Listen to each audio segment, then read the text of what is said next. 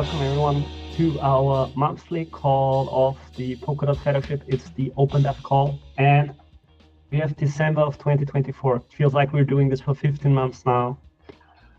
It's always delightful. I'm always learning something, so this is a good thing. And of course, it's also here for the fellowship members. Some are joining, some cannot join, so there is always an interest to make sure that everyone has the information of what the others are working on. And of course, for our audience, the Polkadot community, people in the ecosystem that are interested in what is going on, that want to get insights. And so we make it a nice round package. And it's good to have all of you here today. Thank you everyone for coming. And yeah, I'm not sure if we have a new member on the call today. I feel like I know all of the names that I'm seeing. So we might just jump into the first point. And yeah, Joe, I see that you, we will talk a little bit about Hub. Maybe I'm gonna ask you a few things. And I see that you're leaving in an hour, so we can get to that soonish. Okay, so if we want to take a look at the agenda today, I'm going to post it for you in chat. We are going to have a few small updates in the beginning. Then I was thinking about maybe talking a little bit about the recent Kusama discussion, if that is an interest there. And then we can go through updates and in terms of Hub, Coretime, async backing, elastic scaling, and so on. So bridges, interoperability, XCM, and so on. And then there is two discussions that Brian was starting, that he raised, which is about working groups and maybe having a jam builder collective. And then maybe, depending on if we will see Gavin today or not, we can also ask a little bit about jam updates. All right, if you have anything that you don't see yet on the list that should be there, you can also let me know in chat and we will add it for you there. Okay, so on the update section, I see something small that I want to start out with, which is RFP free. So it's, I'm not sure, I think it's the first RFP that passed, RFP free. It's about fellowship UIs. And so my understanding is that you allocated a scope, allocated an amount of $500,000 for creating an additional fellowship UI. And yeah, there is this proposal out there. So anyone who's interested to build this, anyone who is watching this right now, looking for a project, you have serious competition. There is already something in PokeAssembly and Subsquare, but the fellowship wants to see additional UIs here competing with that. If anyone wants to comment on that, you have the opportunity now, or else I would be moving on to our next point, which is the spamming. So Jay Jarana hosted this show recently. I think it was on the Polkadot, on the official Polkadot channel, and we saw the spamming happen on Kusama with 125,000 transactions, I believe. And here from the fellowship, we have Robert Klotzner, Rob K. And yeah, Rob, can you report a little bit on how was the spamming going? What's important, let's say from the technical perspective also, what can you celebrate? Yes, so from the technical perspective, one thing I found interesting is we tried this a couple of times and then one time live, and it got better every time without us doing anything. So it seems like some validators had upgraded because they saw the stress on the network. That's something I found interesting. And other than that, yeah, we actually found a few issues which largely have been fixed already. And we also saw that the major thing that's slowing us down is the peer-to-peer. So it consumed most like 4 cores or something at that load on the validators. And with light peer-to-peer, we can at least reduce this by 50%. So we are really eager to get light peer-to-peer in Kusama now. Yeah. All right, thank you, Robert. What is the official TPS number that we can now say Kusama ran on? I think the official, I mean, I don't know about like the single digit, but like the official batch result we got was 128,000. 128,000. Okay. Yeah. Easy round number. Perfect. I'm not sure this is like perfectly. Do we have like final data by the data team, or like, but in that ballpark for sure. Yeah. Yeah. I mean, one could maybe look into what block we measured the highest throughput, and then we could actually have a definitive number, right? But Yes. it's secondary in a way. All right. But it will also be temporary. Like with light PTP, we should go much farther. I see. How much faster? I hope twice as much at least. Twice as fast? That's the idea. Yeah. Wow. Okay. Very good. We have it on record now. Very good. And so you say a few other improvements were identified. Where in the release pipeline do we have them now? I think they have been merged, mostly, if not all of them, and probably even backported already. So they might already be running on validators. I would need to check, but it's like pretty much done. Right. And so that means they're in the Polkadot SDK now, and then in the future, when there is a stable release, they will go into a. No, the fixes have even been backported to the existing stable releases. So I would need to check, but they might already run on validators. Cool. Awesome. Thank you, Rob. If there is no questions in the room. Yeah. So last call, we talked about that there might be a release coming out in December. We have someone here who is working with releases, maybe Donald? I'm not sure, Donald. I know that in previous releases you had plenty to share, so I'm calling your name right now. I think that Pablo's been doing a lot of the work in this one. Main upgrade. Okay. Yes. As of now, we're waiting the next patch for the stable 2409 to be released. That should be soon-ish. And after that, we'll be ready to start preparing the release. So I hope that not earlier than late December, early January because of the holidays, but probably next couple of weeks we can start preparing the next release with really great features for the community to enjoy. Right. Okay, Donald. Yeah, I was just double checking there, but the 2409 patch should be finished tomorrow and then published either tomorrow or Thursday, depending on how it goes, pushing to Crates.io. And then after that, I think it's just updating to that, small updates. Right. So what can the Polkadot community expect from the next release?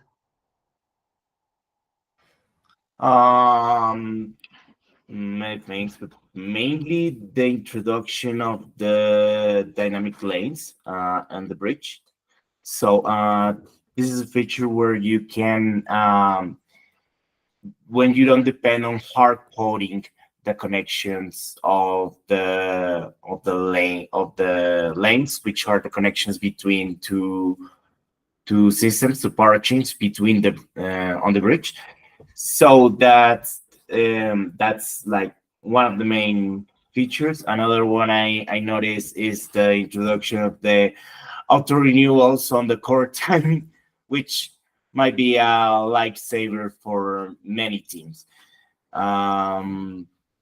Those are the main I can recall. All right, thanks, Pablo. Adrian? Yeah, I have a few details of what I know is being introduced. So the permissionless lanes, there is work there, but they will not be activated with this one, with this release. We're still doing audit and audit fixes for it. So most of the machinery will be added with this release, but we will probably enable it in a future patch release on Bridge Hub and Asset Hubs. But with this SDK upgrade, we will be getting some other improvements or like new features on Asset Hub and Bridge Hubs. So on the bridges, Snowbridge will get cheaper, let's say, smaller fees, cheaper consensus updates, which is not basically necessarily cheaper for users, but cheaper for Treasury to basically fund the bridge, to keep it alive.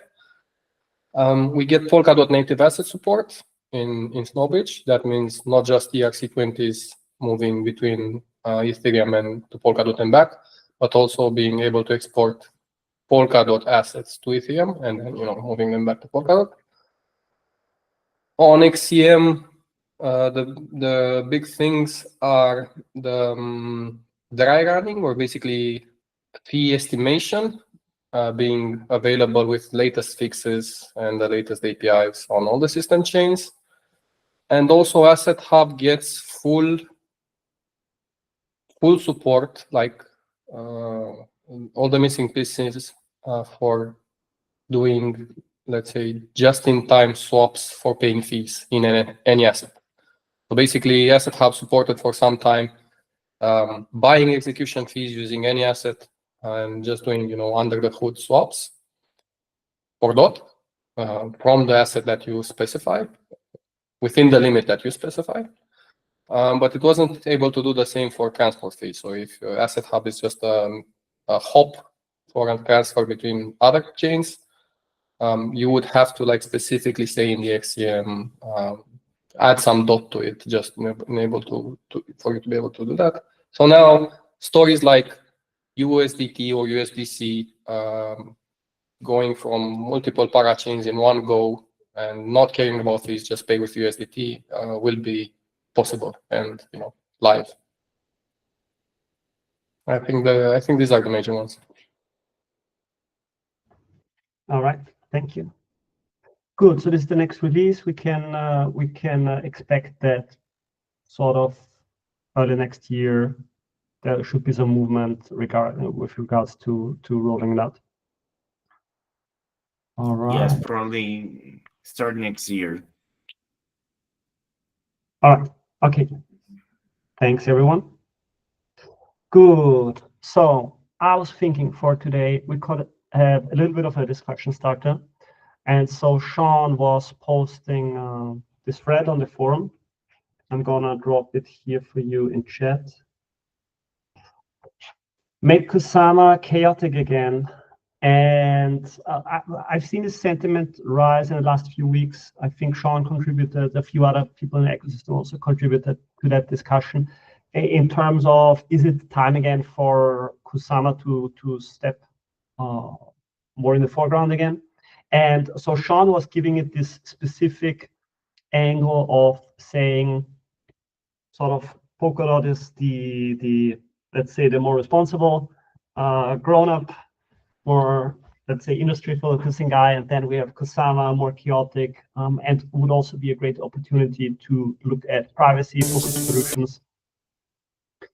And then in his forum post, he basically mentions things like CK primitives, privacy-preserving stablecoins, privacy-creating services, voting systems, and basically, alluding to all the different things we have in that sector, like DarkFi, Zcash, Monero, and so on. I would be interested to hear any opinions from the people here in the room. Is this something that sparks your interest? Is this something where you think Kusama could make a difference? That could also be part of the fellowship in terms of where contributions can be made, where you would like to contribute individually. So opening the floor here to see if anyone wants to jump in.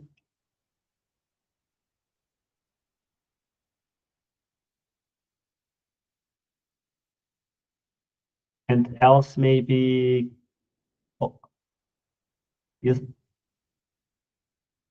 Okay, then I would be calling you, Gavin, and maybe you want to share your thoughts about making Kusama chaotic again, and what we could do in terms of privacy-focused solutions there. All right. I mean, it seems like a reasonable idea. I think ultimately it's Kusama was devised to be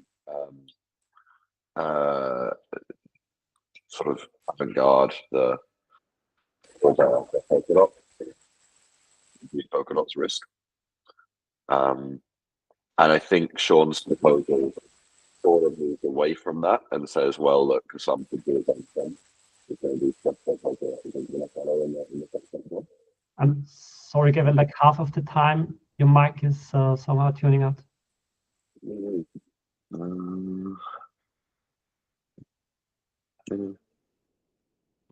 Means it should work. How about like this? Sounds better, yeah. Yeah. Oh no. Now? No, it's like something is on it. Something's on it.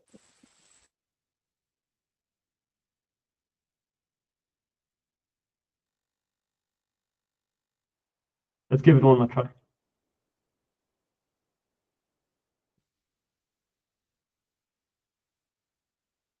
We have you on mute. Yeah, we have you on mute. How about now? Sounds good. Let's give it a try. All right. Yeah. So I mean, overall, it's like it is a change of direction. I think, unless the expected plan is to bring all of the privacy ZK stuff into Polkadot. But you know, I mean, I think it's really up to the Kusama governance about what the lesson should be. I personally don't think it's a bad idea, but it is a different one. Implementing the Polkadot and deploying the Polkadot really differently, but a bit before Polkadot. That's like the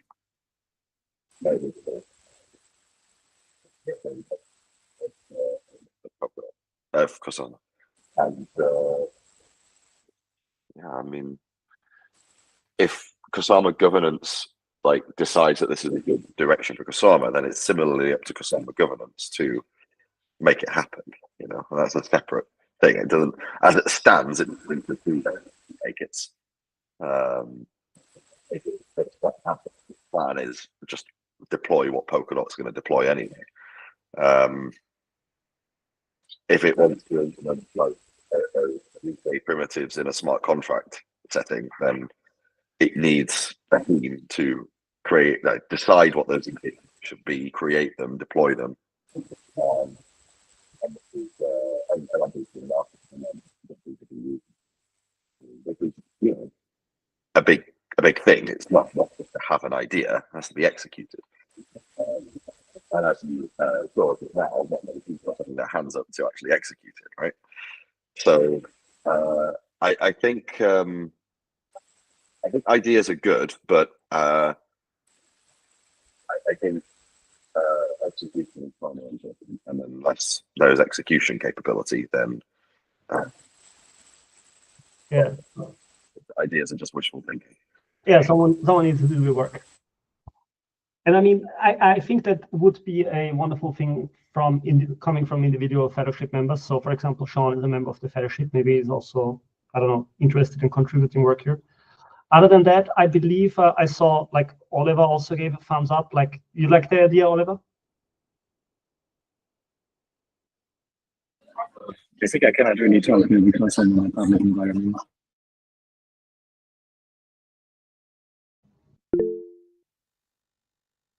Okay, I see.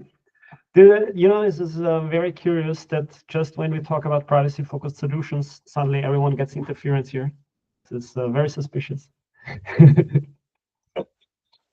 All right. Okay. Yeah. I mean, I fully agree. It's someone has to do with the work. What I can share is I remember when I was joining Polkadot in 2021, I was very much focused on Kusama. And I remember that the vibes sort of being part of the Kusama community were definitely different from the broader Polkadot community, right? So I think there is definitely potential to sort of cherish the spirit and move it forward. All right. Yeah. Okay. So we had this as a little bit of a discussion that maybe could influence everything in the next few months. I think it would be great to get a few updates now on all the different aspects in Polkadot. So I'm gonna call the people where I know when they're working on what they're working on, and yeah, maybe someone else also wants to jump in, present their work, or I'm gonna pick you when I see you. Okay, so last time, so the big three angles that I see, and let me know if you see it differently. The ways how we have been doing the calls previously was we talked a little bit about the app. We talked about the different scaling approaches, which is Coretime, async backing, elastic scaling, the 500 millisecond blocks. And then there is bridges and interoperability. I will roughly go through it like this, but if you feel like something is in your area, then just jump in. Joel, we have you here, and I would be interested to hear what's new with the hub and what would be relevant for fellowship members to know. Yeah, sure. So I'm a bit sick, so my voice is not that great, but I'll talk about everything except the minimal relay because Donald, Kian, and Oliver are all here, and they can all talk a lot more about it. But yeah, the smart contract stuff is generally as planned, like on time. I think we're still looking at getting this out on Kusama like in Q1 and Polkadot in Q2 next year. We've done a couple like internal hackathons at Parity of just like trying out the docs, like deploying contracts on some test nets and stuff. And yeah, it seems to be mostly working and docs are improving. So I think we should be ready to have like a few people trying it out like more publicly soon. And then, yeah, I mean, Q1 is like a couple of weeks. So hopefully on Kusama, like, I mean, it's probably more like late February or March on Kusama, but yeah, it's all coming like pretty smooth, pretty smoothly, or going smoothly and coming soon. And then on like the Hub SDK, I need to catch up a little bit on this one. Like I think James is on vacation for most of this month. But yeah, like I don't know, Basti, I know you were working on like the view function stuff. I don't know if you know what the latest is on that, but yeah, I mean we should have at least still have like a prototype of that by mid next year. And then yeah, Donald, I don't know if you want to talk about the relay chain stuff. Yeah, I guess, Basti, do you have anything to add on what Joe was saying there first before I jump in? No, not that much. I mean, I mainly had commented on it, but yeah, not really have reviewed it or whatever. Cool. Yeah, I have no idea about the view function side of things, but for the asset hub migration, things seem to be going pretty well. There's a lot of kind of we made a lot of progress at the Parity retreat. We got a few heads together and spec'd out some of the implementation level parts of the migration and how it's going to actually go ahead, and revisited the timeline. And it looks like we're still in line to get this out as we expected to. So Q2 on Kusama, Q3 on Polkadot, and that's just targeting those stable releases at the end of March and the end of June. So yeah, I think it's been interesting. Like Oliver's been doing quite a lot of like tests for how the migration will actually go. So maybe we can speak a little bit about that. But the overall, like getting things in a position where they can run on Asset Hub, and that's specifically for staking. I think that's quite a lot of work that has been going on for a few years to try to get staking working on a parachain. And so that's all coming to a head. We've got a few quite big PRs to review, polish, get through audit. And then we can sort of parallelize the migration of the actual state for staking. And then for governance, there's like a slightly different set of issues to get it running on the parachain, but all kind of solvable within limits. So this is like for ongoing referenda at the time of the migration. We've just been working out what the best way to deal with those calls that have been like when you have a call that's expected to run on the relay chain and you move that state to Asset Hub. What the question is, what do you do with the call? Like, so the decision is to try to map as many as we can, and then send any back to the relay chain that don't work for mapping. And then there are some other ones that we're just not planning to support. So there's going to be a list of like supported calls that will be mapped or sent back to the relay chain to execute there, or ones that will just have to be dropped. Because if you know, any call that can run in a referendum is any call on Polkadot. So we're just not going to support the full save space of possible calls and combinations. Yeah, and then for the kind of miscellaneous balances, we're going to be migrating everything except for HRNP, the kind of the funds that are related to that, and the funds that are related to registering a parachain, and then also on-demand Coretime credits, which are still bought directly on the relay chain. So this is something that'll be like a phase 2 of allowing you to buy your Coretime on-demand credits on the Coretime chain as was initially intended. But there's a few things to do there, and keeping that out of scope let us deliver this kind of separately. So there'll be like a sort of 2-phase thing. After this migration, all of the locked and reserved and blah, blah, blah, all of the other types of non-free operations on balances will be transferred over to Asset Hub, along with the pallets that use them. And then, but the balances pallet and balances in general will still be on the relay chain, and then in a future release we'll take those off. So yeah, I just talked for a bit of time there, but sorry, Oliver, I kind of mentioned your test there if you wanted to. Yeah, it sounds complex. Yeah, let's get Kian on. Yeah, I want to add also something on the contract testing stuff. So as mentioned, we did some mostly internal to parity experimentation with like the contracts on West End, but we're taking it to next step. And actually this happened today. So I think this is a good medium to announce it to a smallish group of people. Now in the Polkadot Discord, official Discord server, we have also a channel there dedicated to Solidity contracts and Asset Hub, where the initial documentation for it is visible in this chat. Also, the parity team working on contracts is present there to provide some kind of support, so we can gradually increase the circle of people who are trying these contracts and give us feedback, so we can be ready for the Kusama launch. Hopefully have a lot of the issues resolved beforehand. This publicity of it, this will increase gradually. So first step is like bringing it to the attention of people who are already within the community, so are like lurking in Discord. But I expect that in January, February, we would publicize this even further, so that we can gradually increase the group of people who are testing things out before we go to production on Kusama.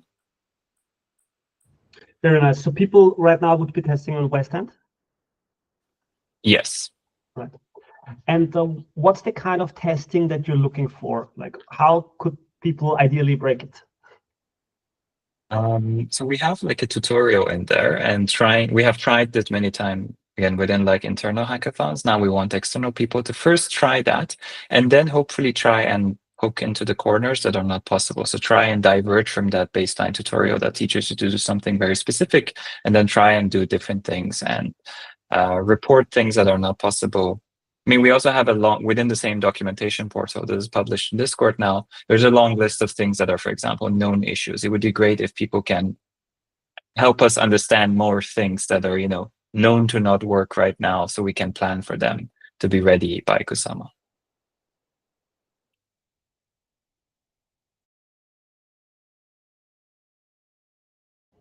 All right. Okay, thank you, Kim. Yeah, I remember the hydration guys, Jakub Panik from Hydration mentioned that for them, one of the challenges was getting the events to fire, because quite a lot of indexers are just looking at the events of EVM chains, and this is how they base their balance tracking on. All right. Good. So we talked about Hub, we talked about smart contracts, we talked about the minimal relay, the Hub SDK, or however it is going to be called. Is there any news on that one? Yeah, I mentioned that James is out this month, but I'm not sure exactly the state that it's in. All right, good. Then we could move on to the scaling topics. So ASIC backing, elastic scaling, HR Coretime, 500 millisecond blocks. Anyone who wants to report on those things? I know that Basti always loves to talk about his 500 millisecond blocks. No, no, I don't like. Can you hear me? No, it's not working. It's working. Perfect. Yes. Yeah, no, I don't like to talk about it, but I mean, I wouldn't. The more I think about it, I wouldn't frame it as like it's. I mean, for sure, it's not a scaling solution, but it's like a bigger topic, which is like also coming up. Is like latency for users. So basically, I mean, like the idea is more like you click something on your tab and it takes like long because like people then you need to wait for it to happen on like your chain and whatever.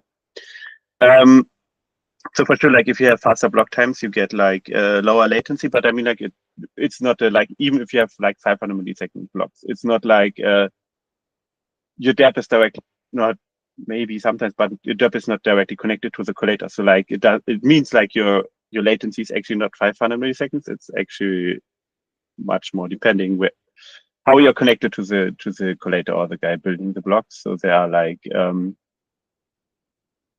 kind of multiple levels or like multiple things how you can approach it. So for example, I always forget who they are, but there's this team like someone building like L2.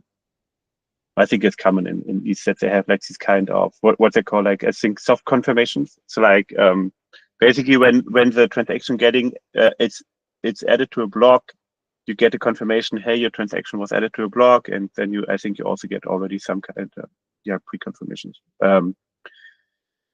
Or no, I think pre-confirmation is actually when it goes into the transaction pool, and soft confirmation is I think when it then goes. I'm not sure if it is like but I think pre-confirmation is when it goes into the pool, and then soft confirmation is the next step, which is basically like these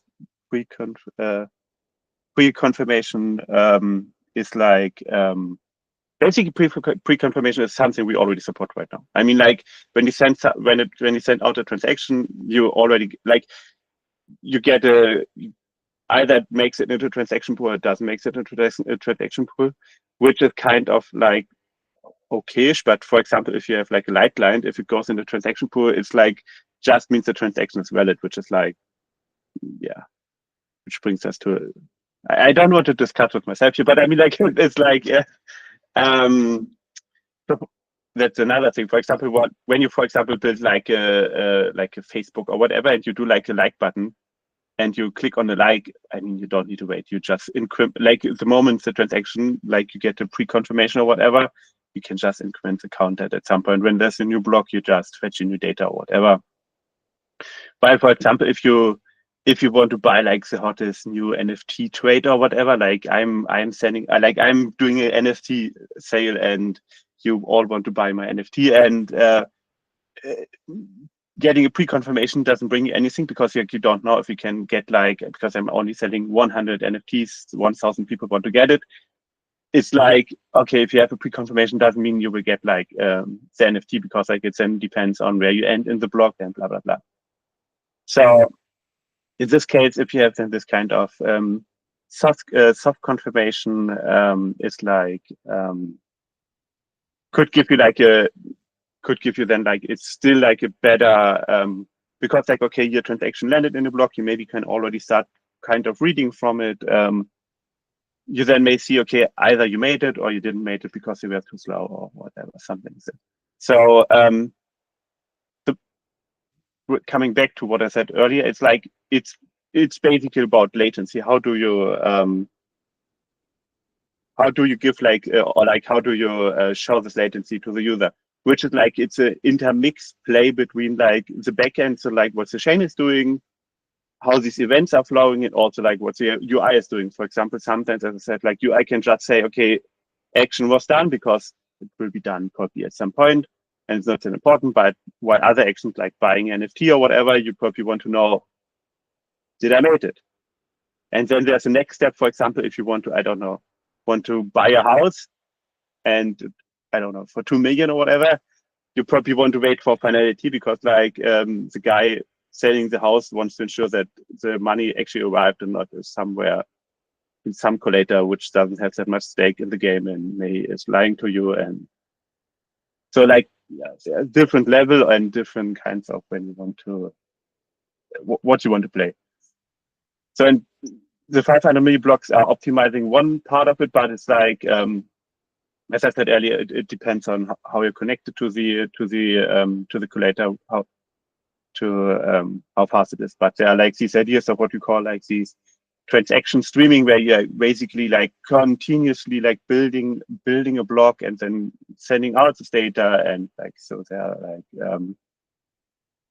what that means is that like all the block, or no, not all the blocks, but maybe at some point all the nodes in the network, then at the same time the leader, whatever you want to call it, who's building the blocks, they will all build with this guy in parallel. While right now, for example, it's more like the block is built and then it's sent out to the network and the other one's importing, which is again like adding more latency. But if all nodes in the network are building at the same time, the latency is again like reduced by 500 milliseconds or whatever, depending on how much data you put into the block. Yeah, I think that's my talk about 500 milliseconds. Who are you working with on this? Is it like I remember you said you worked out a proof of concept. Like, did you do this alone or did you work with someone? No, the proof of concept I did on my own. I mean, it was like, as I said, like I think it took 3 days or whatever of hacking. And I mean, right now I'm converting this proof of concept into like something that's more like not a proof of concept, which can actually be merged into the master or main. Yeah. Yeah. And I mean, like all the things I've had on the sites that will come later and will be done hopefully by other people. Yeah. Right. I may want to write like a blog article about it. I have it somewhere already started, but yeah, it's like a big story where you're like, there needs to be done a lot of stuff, and yeah. Is it the main thing you do right now, or is it other projects that are mainly on your attention? It's kind of the main thing. There's always a lot of stuff going on, so yeah. All right. Okay. Thank you, Basti. No problem. All right. Do we have someone who can talk about elastic scaling and the current progress here? Sure, I can do that. Sebastian might as well, but I'll start and he can fill in if I'm missing something. So yeah, elastic scaling is, most of it is already part of this release, and the rest will be coming in Q1. So essentially, end of Q1 with this release, everything should be there, and so we think like it should be there on Polkadot beginning Q2. That's the current plan. And you also already ran it as part of the spamming, right? So it's, yes, it's like the MVP version is already live on Kusama. Yeah, and we demonstrated this with the spamming. Yeah, we had single chains occupying 3 cores there. Okay, thank you, Rob. Yeah, Sebastian, anything to add? No, not much. Most of the stuff is ready and was used. I'm currently polishing up some parts of Cumulus to make it a bit more stable, and yeah, enable some new features. But yeah, it's mostly some small polishing. Like it worked really well during the spamming already. Right. So you referred to publishing parts in Cumulus of elastic scaling, right?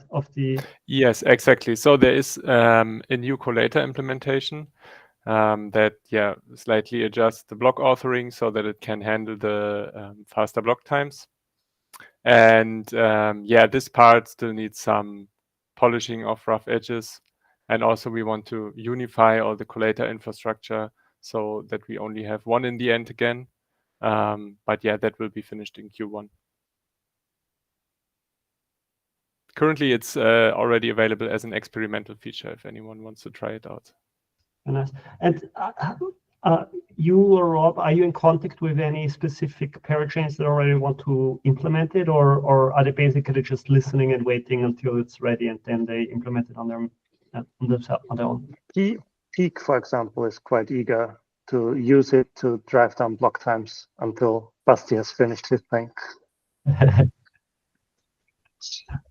All right, thank you. Thank you. Very good. So, what else do we have? I see. I'm not sure if there's any news on ASIC packing or Coretime. These topics seem to have been sort of going good so far. Good. Right. We can come to the topic of bridges interoperability. So I know that Brian, I see you on the call, so maybe you also want to talk about this. You recently published a revised version of your RFC for XCQ. Is there anything you want to talk about this for XCQ?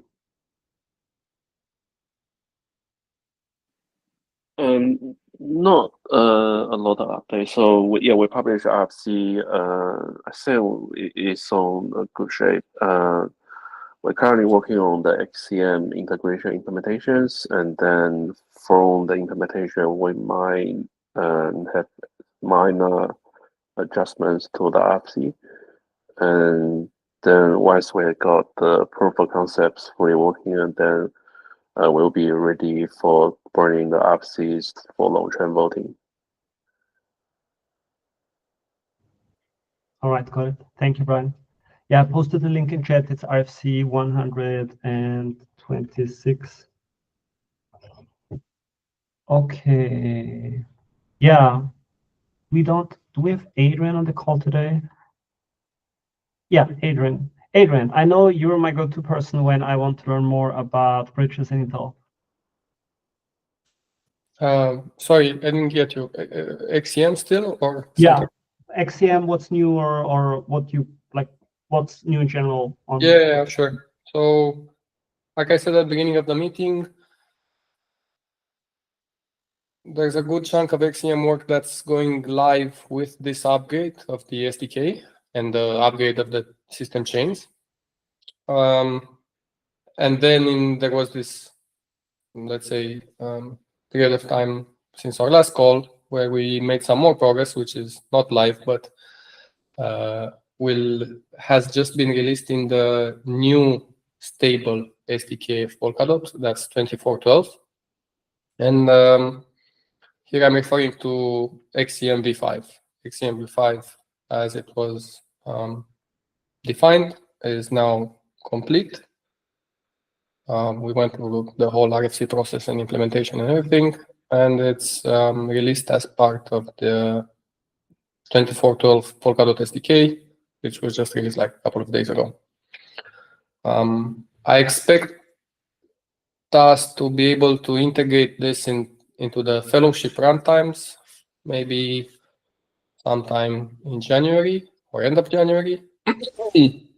And then towards February, we need to decide if we're going to do another major release, or I think it will have to be a major or like a minor, not a patch release, basically, if we're changing the stable SDK that we're using underneath.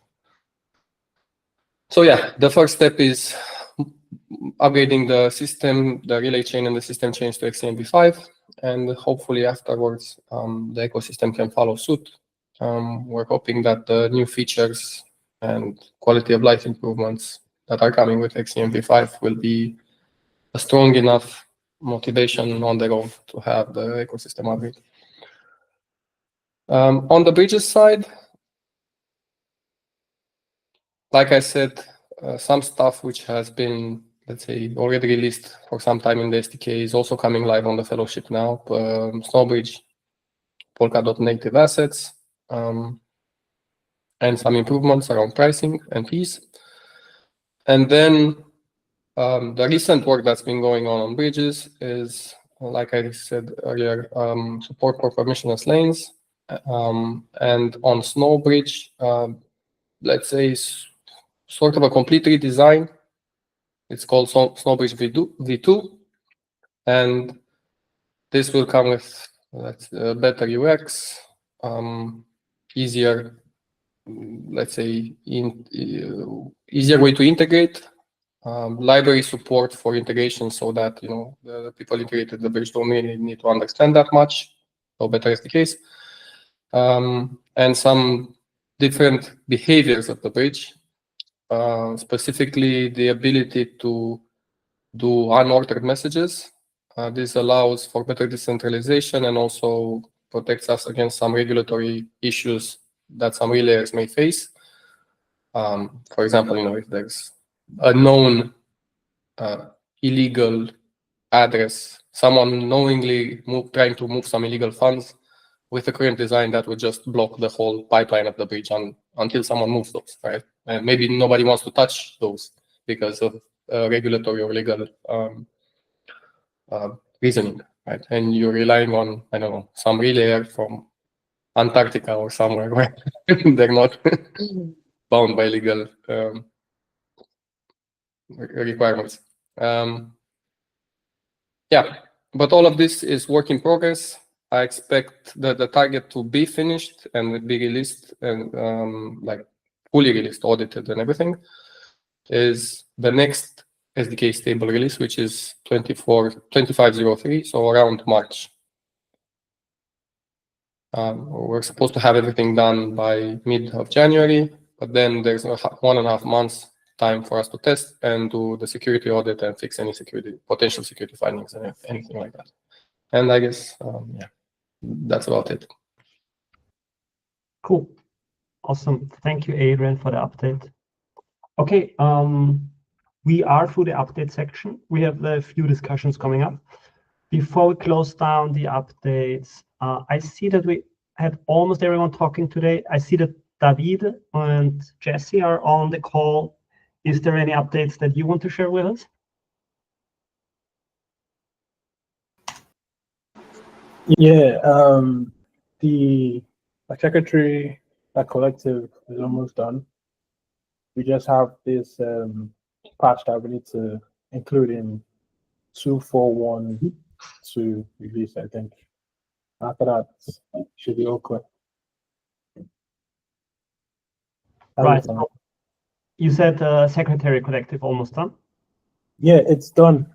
There was a feature that we needed to add for NoOp, treasury implementation, the NoOp polling implementation. That's already done and it's included in 2.4.1 to release. So hopefully late January, it should be in the runtime repo. Yeah. Right. So I, from my understanding, the Secretary collective is because, for example, in the fellowship we have Anael and she's hired by the fellowship as secretary. So the idea is for people in a role like that to be in the Secretary collective. Is that right? Yes. All right. Okay. Thank you, Jesse. Okay, David, I think you also wanted to say something, right? Yeah. So my side, I'm mostly involved with the implementation of our reference implementation of gem from Parity, so Polka gem. And in this period, I'm trying to complete the test vectors that we are providing for the other teams to try to produce a compliant implementation with respect to the gray paper spec. And what else? Yeah, I also refining some papers that we have about Bandersnatch crypto backend. So from time to time, I interface with the guys from the Web3 Foundation. Yeah, that's mostly it. I think that.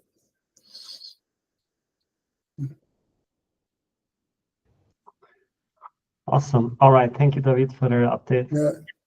Yeah, thank you, everyone. I think this is good. We got an update for everyone.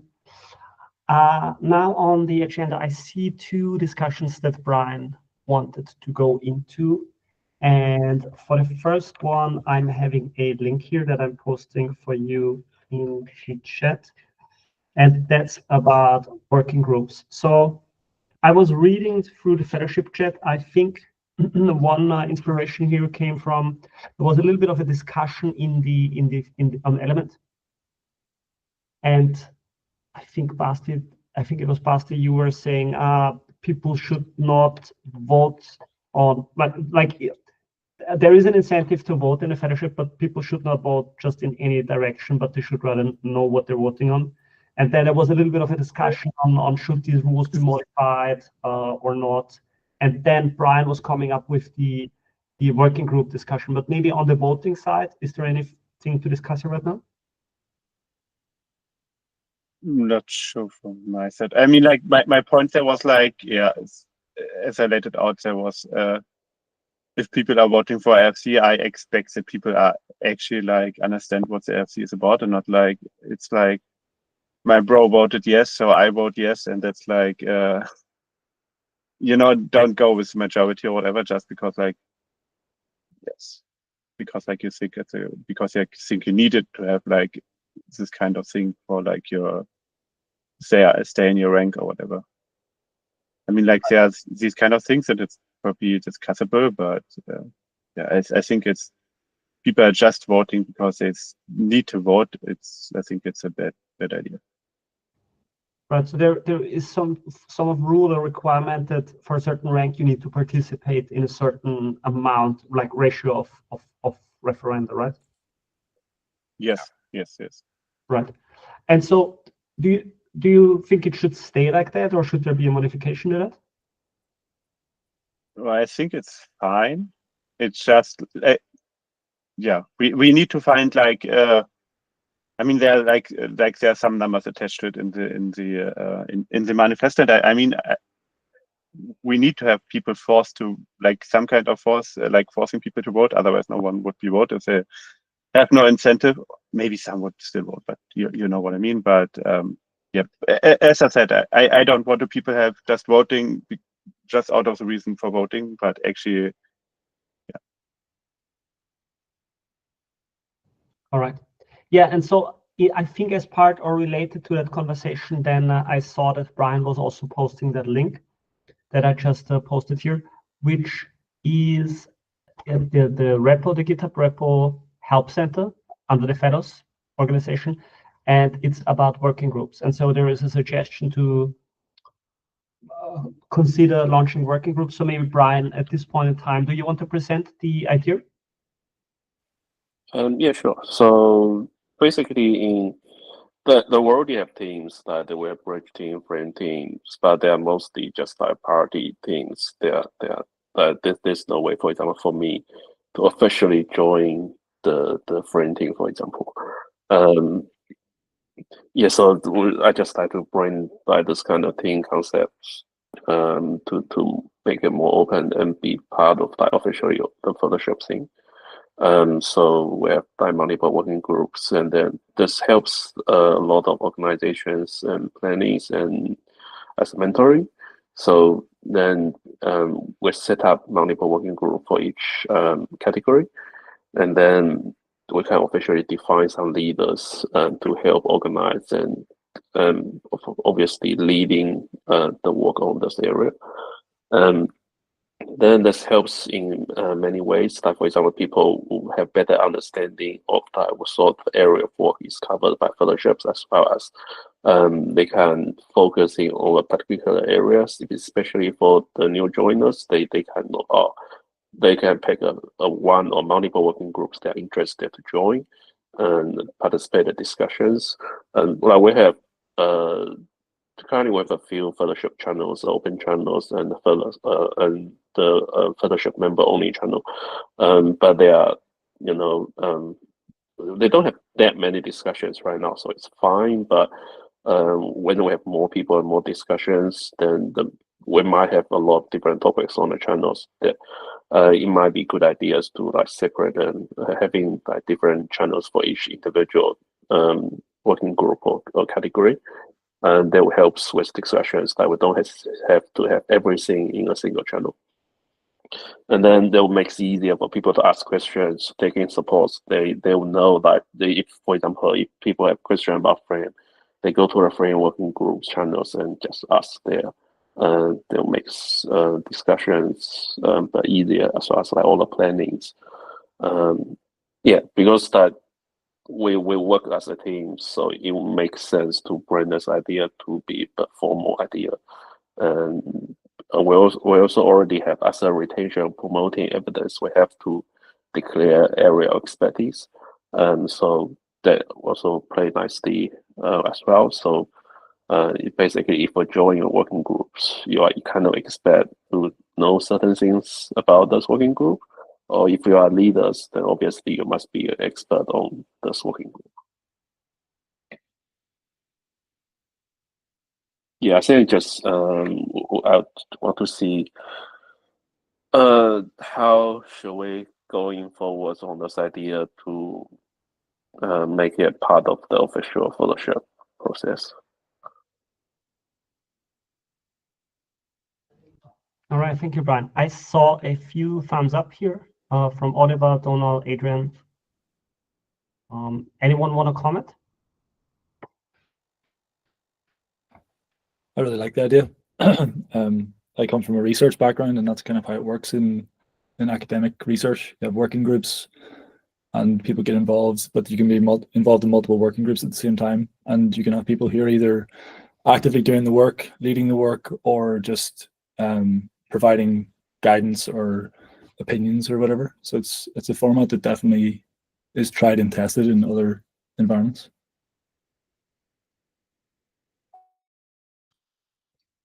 Yeah, I think it also helps us cover any blind spots, or let's say areas that don't have owners, and help us, quickly identify those. As when we create these working groups, we can see which parts of the, say, Polkadot core protocol are covered by, experts and then people interested in, and which are being left unattended, so to speak.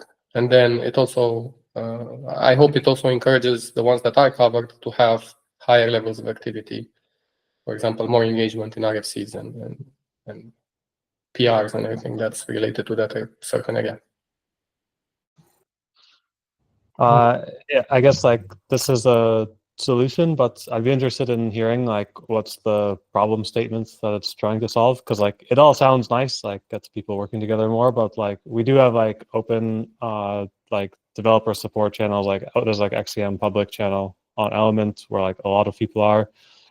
Stuff like, I mean, like quality and assurance, like everything's open source, like people open issues on GitHub if they have a problem. So like I guess like a lot of the stuff already happens. Like we have like public channels to talk about, yeah, XCM and stuff. So like, is it the formal structure to like help mentor like to like level 1 and 2 fellowship members, or like a lot of stuff sounds nice, but like what's kind of the problem statement that you're trying to solve here? So initially, is the best of that RFC reviews, and then we kind of, the manifesto kind of require us to participate as many RFC votes as possible. But at the same time, especially for the lower ranks fellows, they are not experts on every single areas, so that it will be very hard for them to review every RFCs and get a meaningful understanding and vote output from it. And even for myself, I'm not going to be able to evaluate every single RFCs myself. At least without spending a lot of time studying on all the in the details of everything. And then, so there's a conflict of interest in some ways there. I want to vote, like kind of required to vote as many as possible, but at the same time, I'm not able to create a high quality judgments for all the RFCs.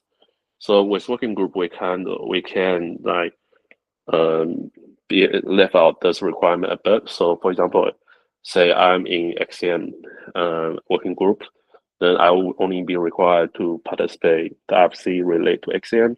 And then there's some, for example, RFC about some, I don't know, like clients, networking, P2P stuff that I'm not that familiar with, then it wouldn't be a requirement for me to participate those RFCs. But then we will be able to see, like, for example, there's only 2 people in the networking P2P working group, and then we will see there is not that many people. We don't have that many experts on these areas. Then we can try to see somehow get more people to join the working group to improve the best vectors on this particular area. So this sounds like it's just tried to solve a problem and then it ended with just reframing that problem. It's like try to get more people to take part in an RFC if not enough people know enough about the RFC. Like, okay, but like altering the voting mechanics isn't going to do that. Like, the point of having everyone in the fellowship vote, at least the lower ranks, is to ensure that we do have an impetus to build this common knowledge. If you get rid of that and just say, well, you only need to be in a working group in order to bother voting, then there is, outside of the working group, there is no impetus whatsoever to vote. And assuming that this isn't actually going to be placed on chain, then there's really no impetus for a rank 1 or 2 or 3 member to join any working groups. They just work on their own little thing. And it's like, well, I've done all the voting I need to do because it turns out I didn't need to do any at all because I wasn't in a working group. Working groups in general, I think, are probably a sensible way of just structuring communications. As Joe said, we already have a number of ways of having public conversations on things, but I don't see working groups as being a bad thing, and they are used in other areas, so why not? But I don't think that they should be taken into account when we are trying to bring about common knowledge of the protocol in the fellowship by virtue of the rank promotion and retention system. For what it's worth, the way I see it working is that maybe you don't understand the total deep technical details of an RFC to the same extent that others who maybe wrote the RFC do understand them, but you're still capable of following a discussion. You can still go to the GitHub issue and go down all the comments and make sure that the process for creating the RFC is reasonable. That it wasn't just a single person who just put the RFC forward and no one actually questioned anything. Yeah, because if no one's questioning it, if it doesn't go through this kicking the tires phase, then you probably should vote against it, even though you don't necessarily know why it's bad, because you can see that it wasn't authored in a particularly useful way, in a particularly resilient way. Yeah. Sorry, thought you were done. Go on, Joe. I was gonna say, I see the working group concept as like a group of sparring partners that you can talk to about an RFC before you propose it to a wider audience to make sure that you've covered more angles. But it's not like, oh, I only have to look at this. Like, I don't see it as needing to be formalized as a structure within the fellowship. It's just a group that you can bounce ideas off of before going to the wider audience. Yeah, and I think having that working group as just something that's very easy to set up and that everyone knows exists, and you can easily find yourself in the channel that is concerning a particular RFC or a particular set or series of RFCs is probably pretty useful in allowing members that don't necessarily have a deep domain knowledge of the RFC to come to a conclusion that is, yes, this is a sensible thing to be doing, or no, this is not this has not been properly thought through. So I still think that voting, there should be a very high voting requirement, particularly for the lower members, to try to get them to look at these processes, to see the conversation, to see the sorts of things that people are talking about. What is a weighty concern? What is not a weighty concern? Why were designs made in this way? They don't need to like impart similarly deep wisdom into the conversation necessarily, but they should be capable of coming to a similar conclusion as everyone else about the wisdom of the decision.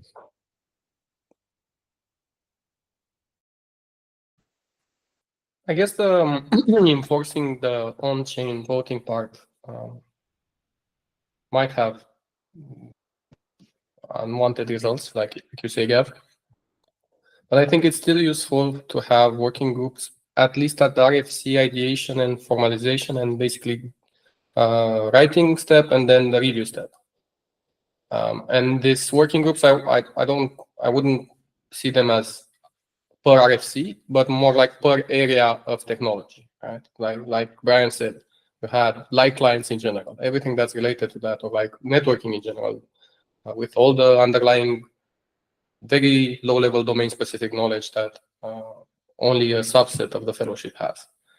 And then at least have some sort of social expectation that if you are, when you're doing retention or promotion, if you add your area of expertise as networking, then you will be active throughout the review process of these RFCs.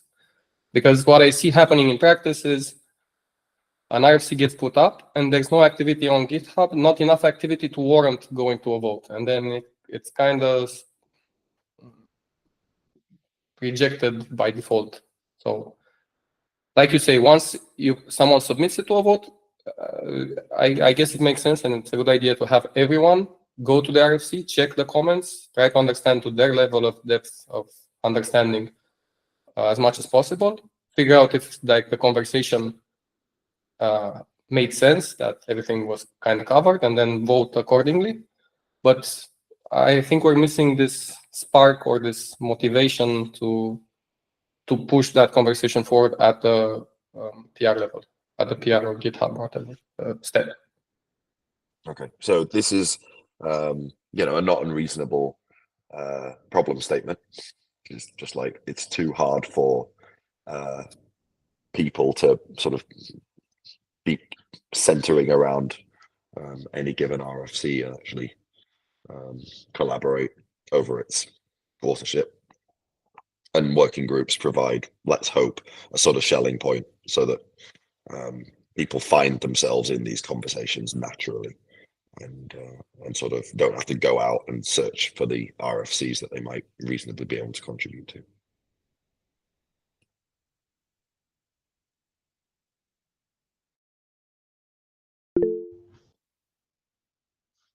Donald. I think also, oh, sorry. Yeah, go ahead, Donald. I think also, if you take a step back from the RFC side of it, the whole life cycle of creating something or of adding some functionality, I think at the minute you could see how, within Parity, we essentially have things like this. We've got like project groups, whatever, people working on a project, but it might be, and we have the open side of it as well. We've got issues and stuff on GitHub.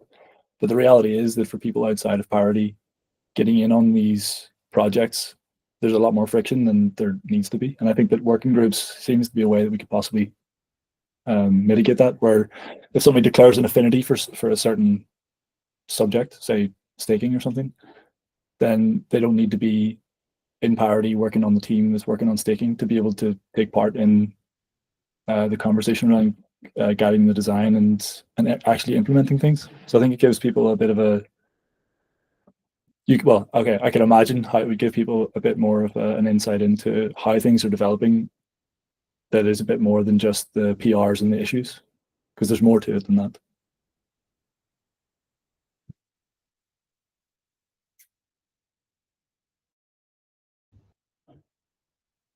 Yeah, that makes sense. All right. Yeah, very good discussion. I think it's good to go to what are the actual problems and how do we want to address them. I think that's a very thorough process. Okay, moving on.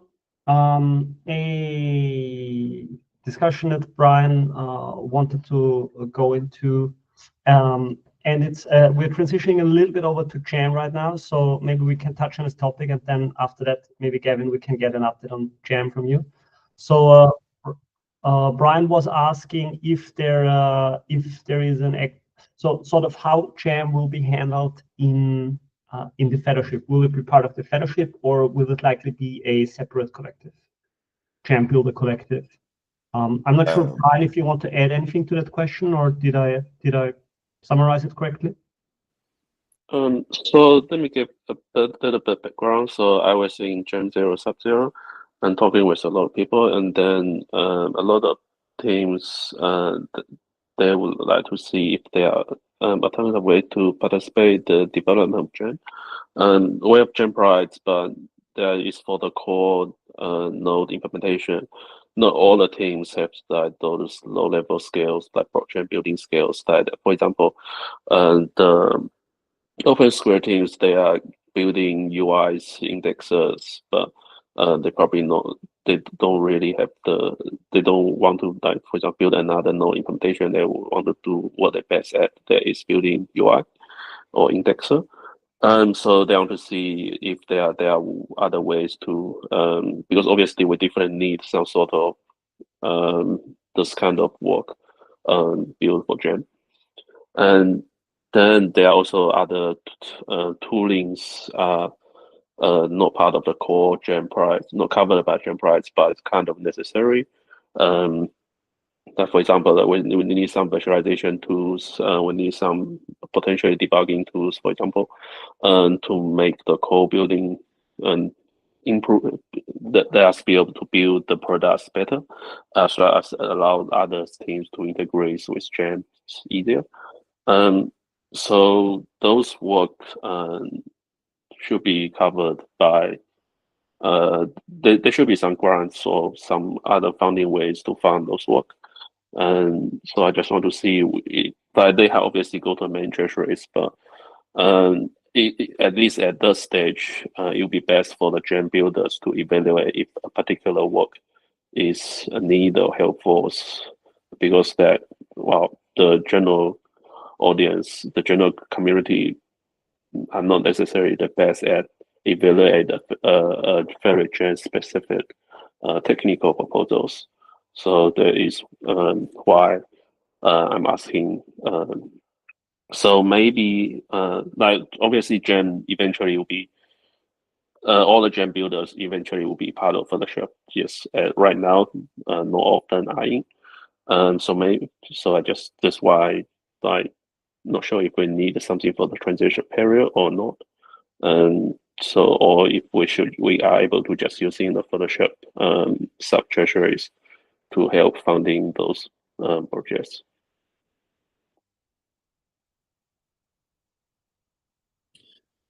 Yeah, I think, I mean, a fellowship sub-treasury is definitely a viable thing. I don't think it's worth setting up a whole other fellowship for it. I think we can probably have just a working group within the current fellowship. I think there's probably enough people that sort of know enough about Jam that we can do something sensible. I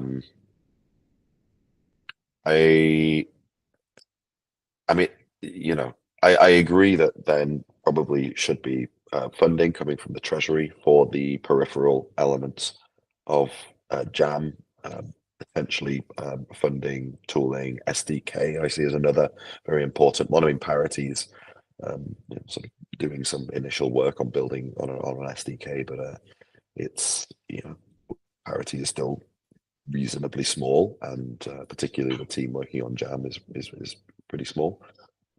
So I think it's something that we can easily improve on if we scale out into the community.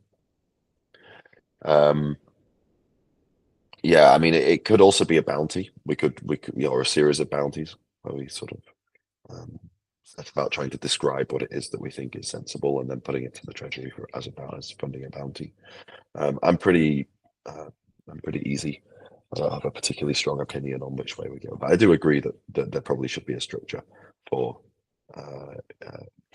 deciding how to fund these sorts of initiatives, and of course, working out who should be funded. Yeah, I don't. I would.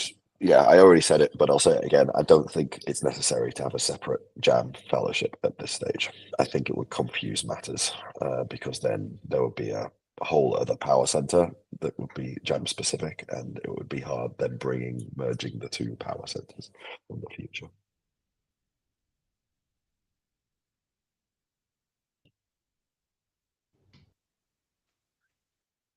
All right. So no more comment to this. Okay. Thank you, Brian, for raising the discussions. And yeah, then let's bring it home. And Gavin, do you want to give us a little bit of an update of what's new in Gen this month? Oh, sure. I was just looking over at the thing. Not too much has happened in the last 4 weeks. It's, I think, Christmas season, holiday season is upon us, and a lot of people are starting to sort of wind down. There's a few sort of changes happening on the grey paper. 0.5 had just been released. I think I released it during the last call. We're now at 0.5.2, which is sort of several corrections and a couple of important but relatively minor alterations to the protocol.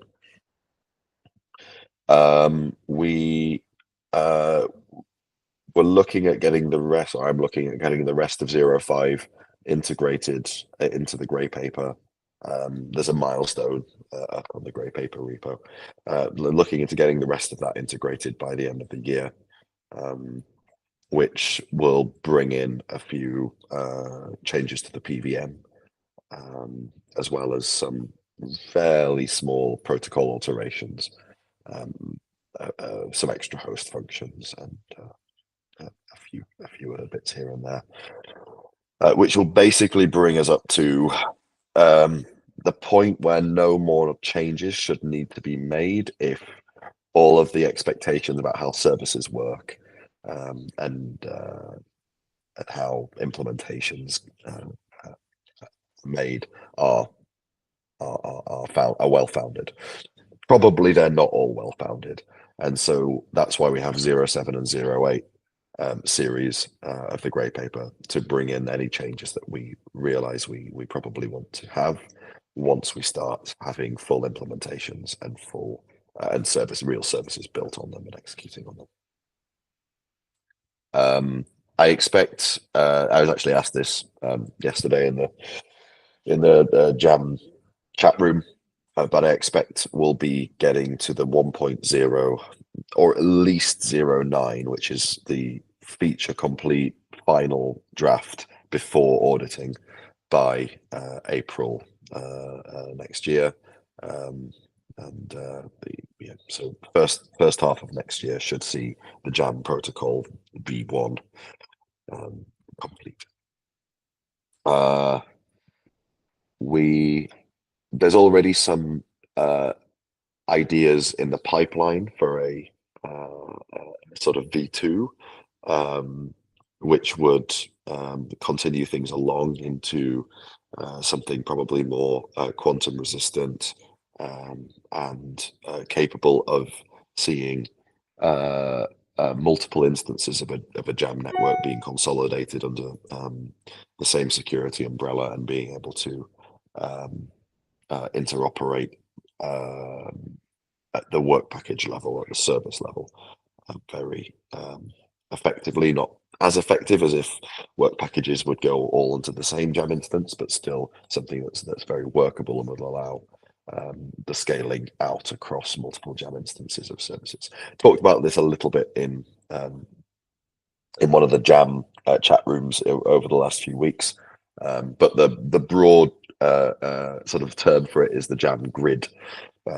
which is essentially allowing multiple Jam instances to consolidate their compute power and scale the sort of Jam concept out beyond the confines of what we would get with 1,023 validators. What else? Yeah, we've within Parity, we've been pushed out the Jam SDK, the first sort of v0.1 of it, which allows people to, who are, at least those who are Rust coders, to start creating services, building them into PVM blobs that could be uploaded into any of the implementations of Jam, which is kind of exciting. That's all fully documented. It looks quite nice. I made a tweet about it a week or two back, and you can go on X and find it. I don't know if I've got a link here. There's a HackMD. I think it's just Jam SDK, like my at HackMD at Polkadot Jam SDK or Jam Dash SDK or something.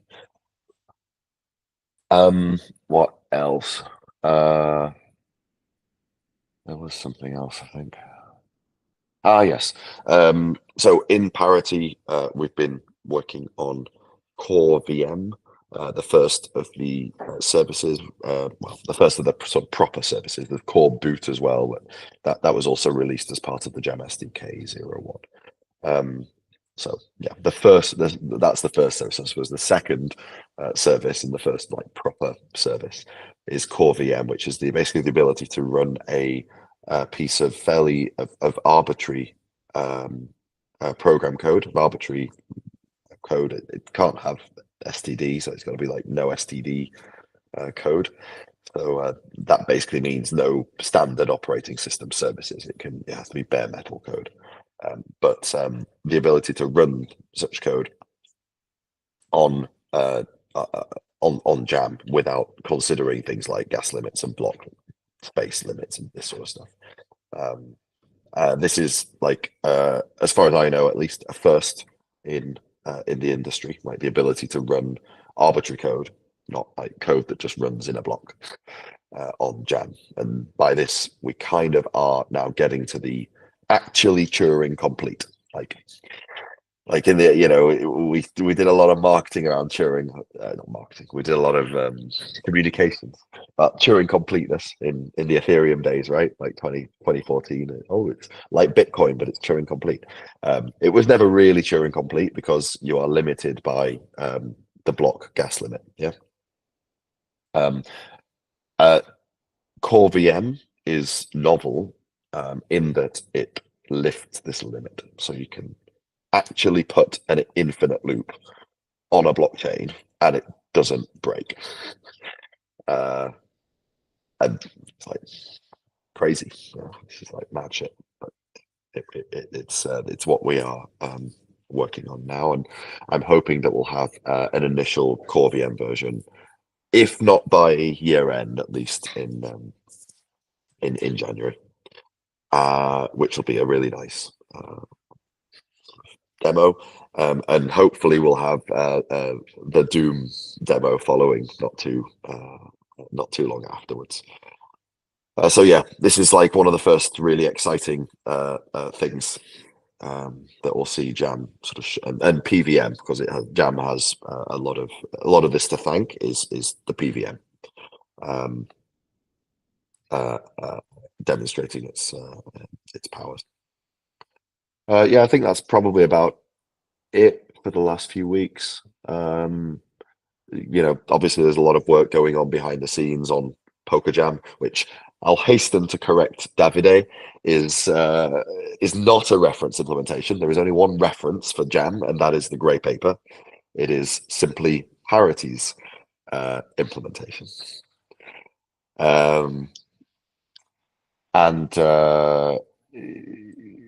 Oh yeah, actually, that's one other thing. Shout out to Davide. One of the things that we have been pushing over the last 4 weeks is an increased amount of test vectors.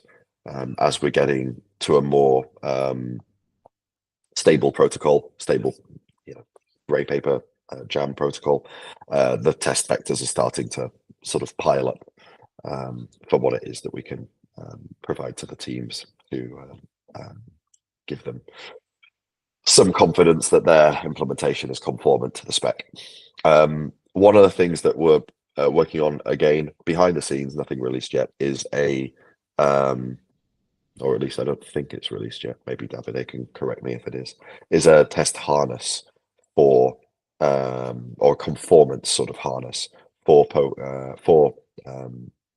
Jam implementations, to basically feed them randomized data, like kind of fuzz testing, against an implementation, against other implementations, so that they we can basically do a much more comprehensive conformance test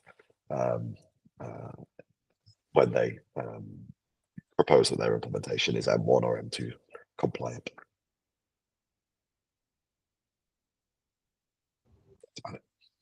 All right. Thank you very much, Kevin. Kevin, there has been a worry on my mind. So I've been looking up Doom, and it takes about 4 megabytes of RAM. Now, my understanding is, or was, that a core takes 2.5 megabytes as input. So am I having something wrong in my mind, or is there a mismatch? Well, there's a few things. So firstly, a core isn't about 2.5 megabytes. It's the number I think you're referring to is the 2 megabytes a second in terms of IO bandwidth, or 12 megabytes over a 6-second block. So 12 megabytes per work package, more or less. There's a little bit of that is used for other things, but it's a very small proportion, so it works out as basically a rounding error, and you get about 2 megabytes per second in IO bandwidth. Now, this is work packages. The refinement portion of work packages are largely stateless, which means you've got any of the data they need to use have to basically be fed in as part of this 2 megabytes a second IO. And this can come either as extrinsic data that's new to the system, or via the distributed data lake, which is sort of contained within Jam. Thankfully, none of this really matters for the 4 megabytes memory requirements of Doom, because the way that CoreVM works, and the way that other things like CoreVM will work on Jam, is that they will only bring in the memory pages that they're actually hitting during that whatever 5 or 6 second computation that Jam is doing. Now, if it happens to be hitting like whatever 1000 4K memory pages, so all 4 megabytes of memory, then yeah, sure, there's a bit of a, it's going to have to fetch all of them in, or it'll have to sort of stop computation before it gets past that. It gets that past that limit. A work package, for what it's worth, will be able to fetch in about 3,000 4 megabyte pages. So a little under 3,000. No, actually, I think it is about 3,000 4 megabyte pages. So that's 3,000 4 kilobyte pages. So that's about 12 megabytes. So if you have a program that is just hitting all of its memory all the time, then the maximum memory that you can expect it to be able to allocate, whilst always getting the full 5 or 6 seconds of computation gas in, would be 12 megabytes. But my deep suspicion is that this is rarely the case for at least the compute heavy programs, and they will not hit all of their pages all the time. And this is like kind of one of the magic bits of Jam, and one of the things of PVM that makes Jam much more a much more viable proposition, or makes CoreVM a much more viable proposition, is that PVM can kind of tell you which pages are being hit, and the PVM's pages are 4K, which just so happens to line up with Jam's segment size of Jam's segments. And so you can basically fetch pages kind of on demand. I mean, they have to be fetched on demand by the work package builder. But in principle, you are not limited to just those always using the same 4K memory pages, work package after work package. You can switch and choose. And this agility to switch and choose which bit of your program's memory you're going to use in this work package is one of the key elements of that Jam brings, this concept of being weakly coherent, or like mostly coherent. It's like it's coherent without having everything have access to everything else all at the same time, right? Which is the big glass ceiling limit that you get with systems like Ethereum L1 and Solana, where basically, yeah, they can scale, but they can only scale to the size of a single machine, right? It's like they can go about as fast as a single machine can go, as long as that single machine has a ridiculously fast throughput to all the other single machines that make up the validator network. But as soon as you end up with too little connectivity between the validators, or you want to scale out beyond your hardware requirements of a single validator machine, then you're screwed. And this is where the ability to scale out within the Jam network becomes extremely valuable, because we're not limited to the throughput of a single validator node. We can have that throughput actually be 341 validator nodes, and that's a big deal. Yeah, absolutely. All right, hey, thank you for giving me the insight. So basically, every program can access 12 megabytes during the execution of one work package, right? Okay. And I mean, you're saying you practically are unlikely to hit that limit, but I can already see Amforce, the guys that started the spamming and started writing the scripts for the spamming.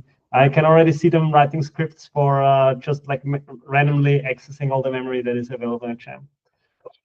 So that's going to be the spamming. It's going to be the jamming of 2025, maybe.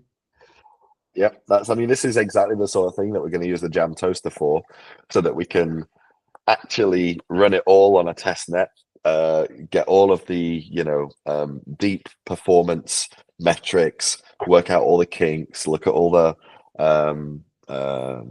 not the bugs, but like the areas where optimization is going to be important, and do so with a fast turnaround before it goes to production. Mm. All right.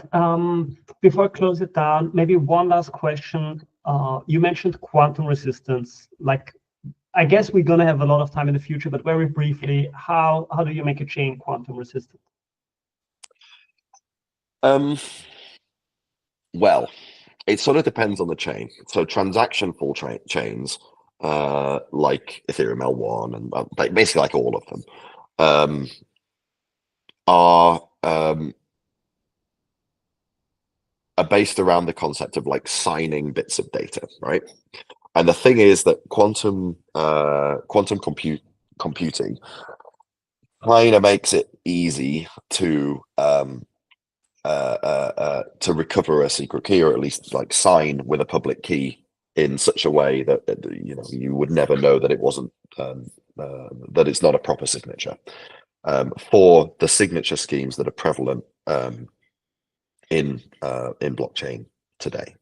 So Edwards curve, elliptic curve stuff, EC, Edwards, these are all going to be kind of screwed once quantum computing becomes actually useful. I mean, it's important to know that at the moment it's not useful, right? There's a number of steps that need to sort of happen, be solved, problems that need to be solved before we're going to get to actual utility, and we're still only like 2 steps out of 10 or something. So I don't see it as like an especially imminent problem, but it's still one that is worth being prepared for, because when it gets close, it's probably going to be a bit of a race to get to the finish line. So how do you make a blockchain quantum resistant? Well, basically you switch out your cryptography. So the hashing algorithms are generally fine. There is a bit of a an improvement that quantum crypto gives you, but it's not. It's like quadratic improvement, so it's not it's not a huge amount that you're going to get. They're not going to break overnight. Elliptic curve stuff will. And ZK stuff is also needs some alterations to make it sort of work in a quantum resistant fashion. It makes it a somewhat less it's a word, not performant, but optimum, particularly in terms of its the amount of data that it requires, that proofs require. So basically, for Jam at least, which is transactionless, we don't have the transaction stuff to be concerned about, right? None of this stuff is relevant. We only have the signatures that are used in the extrinsics. And at the moment, we use 3 kinds of crypto in Jam, that is none of which is quantum secure. We use the elliptic curve stuff, the Edwards curve, EC 24519. This will need to be changed to some lattice based signing scheme. This is pretty easy. There's already one that's like standardized. And so we can probably just switch to that. Then we need to manage our BLS and our Bandersnatch. Now, Bandersnatch, again, can probably be switched to a post-quantum signing scheme. For the Bandersnatch ring BRF, this ZK-based system for avoiding giving away the identities of the upcoming validators. It's used in Safrole and Sassafras. This would need to be altered to again this kind of post-quantum, this slightly tweaked ZK system that again has a little bit more data footprint for its verifications, but it's not gonna break the bank for Jam. And yeah, similarly for we'll need a post quantum analog for BLS in order to make BLS isn't sort of required directly for Jam itself, but it is needed for Beefy in order to basically have these nice, concise proofs of finality on Ethereum, and this will need to also be moved to a post-quantum scheme but specifically one that Ethereum can handle, and so that sort of requires a little bit of foresight as to what's going on Ethereum before we can really make that work. But yeah, so at its core, there's actually only sort of 2 cryptographic elements that we need to change, and there's already thought going on as to what they need to. I mean, there's one of them, the choice is basically made, and the other one, there's already thought and consideration going into how what we would change that to. And I don't think that we're going to see this before Jam 1, but we might very well see it as a very early RFC even potentially before Jam 1, that's published before Jam 1, but something that would target sort of a later upgrade of Jam, maybe. And I'm sort of already starting to think, how are we going to do this? And we're probably going to have some sort of maybe 9-month or 18-monthly upgrade cycle on Jam, like something where we sort of say, right, we're going to pile in these changes to the protocol and then sort of do a single hard fork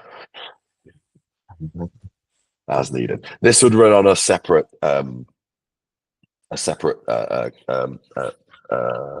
period, separate frequency to the like staking changes and the governance changes and the core time allocation changes. These would all be part of parachains on a Jam service, and therefore could be upgraded at an arbitrary clip, and they wouldn't need any kind of hard fork. So we'd limit the sort of these underlying cryptographic changes to something probably a bit more longer and more regular, if regular is the right word, but like less frequent but more predictable. yeah, I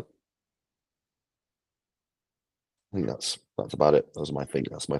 So I think just to and that over the next I would say in the first half of next year, we should be looking for a report coming from the Web3 Foundation cryptographers on what the specific changes are needed, or a specific proposal to jam, maybe even in the form of an RFC, to jam on post-quantum, what post-quantum jam looks like.